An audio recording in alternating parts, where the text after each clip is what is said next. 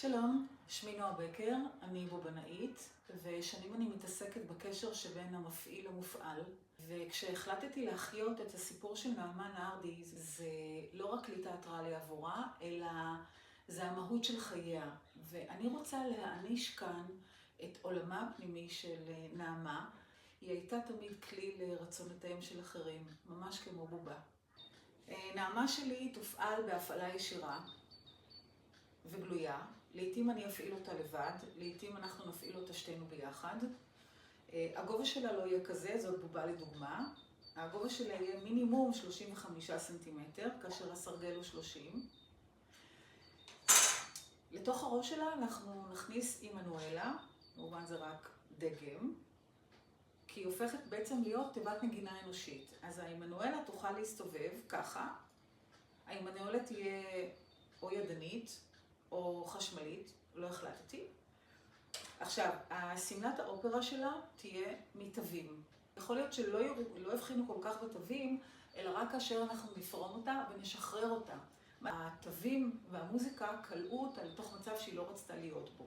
אז כשאני אפרום את הסמלה ממנה, היא תישאר בעצם ילדה קטנה בסמלה פשוטה, ושכל מה שהיא רוצה זה שיערסלו אותה, ככה. עוד אלמנט, בתוך הבמה תהיה מוטמעת במה מסתובבת. זה לא יהיה בולט, אלא לא יראו את זה, אבל נוכל להניח עליה את הבובה, ואפשר יהיה לסובב. עכשיו, זה מדמה תקליט, היא יכולה לשיר תוך כדי, מה שאני רוצה להשיג בו, אני רוצה להשיג בו גם תנועה של זמן, וגם תנועה של מאחורי הקלעים. ואז אם יהיה פה מסך, נוכל לראות מה מתחולל אצלה מאחורי הפרגוד, כי בעצם המסך של התיאטרון היווה בעצם מחסום בינה לבין העולם הפרטי שלה, לבין העולם הציבורי, והרבה פעמים היא לא רצתה לחצות אותו. הפרויקט הזה הוא לא טרגדיה, זה בעצם מסע של חסד. אני משתמשת בידיים שלי לא רק כדי להפעיל אותה, אלא גם כדי לשחרר אותה. ואני רוצה להעניק לה את התיקון שהיא לא קיבלה בחיים שלה.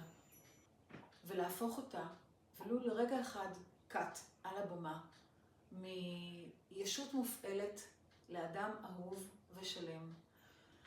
הפרויקט הזה הוא הזדמנות עבורי כיוצרת, להשתמש בכוח של הבובנאות לרפא פצע ישן, ואני מאמינה שהחיבור בין המוזיקה לחומר, לעבודת הבובנאות, תיצור ותוליד רגע בימתי שלא יישכח, ואני אשמח מאוד לשותפות שלכם בהגשמה של החזון של הרעיון הזה.